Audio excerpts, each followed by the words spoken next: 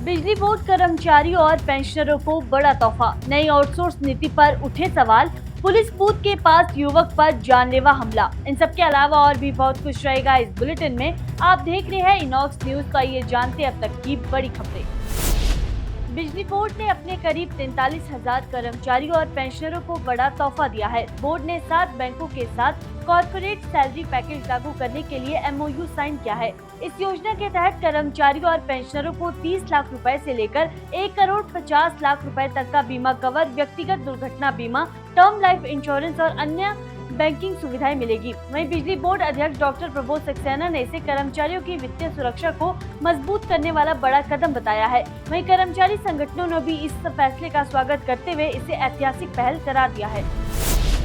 ऊना जिले में मानसून को देखते हुए 1 जुलाई से 15 सितंबर तक नदी नालों में होने वाले सभी खनन कार्य पर रोक लगा दी गई है। खनन विभाग ने रिवर बेड से जुड़ी सभी खनन लीज सस्पेंड कर दी है और स्टोन क्रशर संचालकों को भी लिखित आदेश जारी कर दिए है।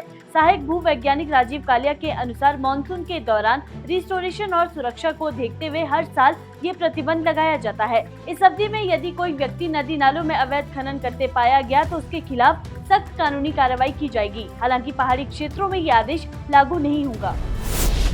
हिमाचल प्रदेश में प्रस्तावित VBG रामजी योजना को लेकर मुख्यमंत्री सुखविंदर सिंह सुक्खू ने केंद्र सरकार के प्रस्ताव पर आपत्ति जताई है। उन्होंने कहा कि मनरेगा की जगह नई योजना लागू होने से राज्य पर अतिरिक्त वित्तीय बोझ पड़ेगा, क्योंकि इसमें 10% खर्च राज्य सरकार को उठाना होगा, जबकि मनरेगा में पूरा खर्च केंद्र सरकार वहन करती है। वहीं मुख्यमंत्री ने कहा कि इस मुद्दे को केंद्र सरकार के समक्ष उठाया जाएगा। साथ ही ग्रामीण विकास विभाग में खाली पद भरने, पंचायत घरों के निर्माण के लिए 30 करोड़ रुपए जारी करने और स्वयं सहायता समूह को मजबूत करने के निर्देश भी दिए गए हैं। बिलासपुर जिले के चंडीगढ़ मनाली 4 लेन पर मंडी भराड़ी चौक के पास दिन दिहाड़े एक युवक पर कुल्हाड़ी से जानलेवा हमला कर दिया गया। हैरानी की बात यह है कि वारदात पुलिस बूथ से महज 20 मीटर की दूरी पर हुई और घटना के समय 2 पुलिसकर्मी भी मौके पर मौजूद बताए जा रहे हैं। वहीं घायल युवक की पहचान लुधियाना निवासी सनी गिल के रूप में हुई है। गंभीर हालत के चलते उसे एम्स बिलासपुर रेफर किया गया है। प्रारंभिक जानकारी के अनुसार सनी गिल वर्ष 2024 के बिलासपुर गोलीकांड का आरोपी रहा है और पेशी के लिए जा रहा था। फिलहाल पुलिस ने जांच शुरू कर दी है और आरोपियों की तलाश के लिए अलग अलग टीमें भी गठित कर दी गई है।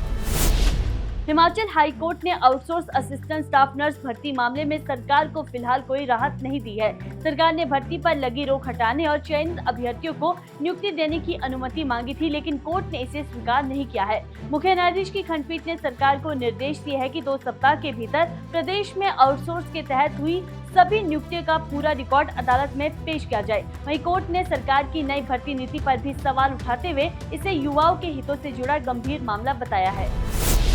कुल्लू क्षेत्रीय अस्पताल में प्रसूता मंजू शर्मा की मौत को लेकर विरोध प्रदर्शन एक बार फिर तेज हो गया है।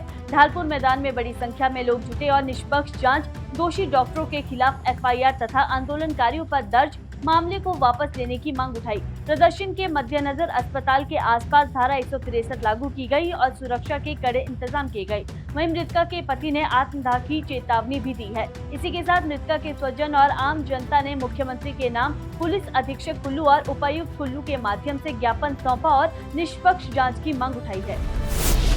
अब HPMC की खाली कांच की बोतलें लौटाने पर नगद प्रोत्साहन मिलेगा। कांच के कचरे को कम करने और रिसाइक्लिंग को बढ़ावा देने के लिए HPMC ने नई बायबैक योजना शुरू की है। योजना के तहत 200 मिलीलीटर की खाली बोतल लौटाने पर 1 रुपए और 600 मिलीलीटर की बोतल पर 2 रुपए मिलेंगे। वहीं रिटेलर्स और डिस्ट्रीब्यूटर्स को प्रति बोतल 4 रुपए तक प्रोत्साहन दिया जाएगा। HPMC का कहना है कि इस पहल से कांच का कचरा कम होगा, रिसाइक्लिंग को बढ़ावा मिलेगा और पर्यावरण संरक्षण में लोगों की भागीदारी भी बढ़ेगी।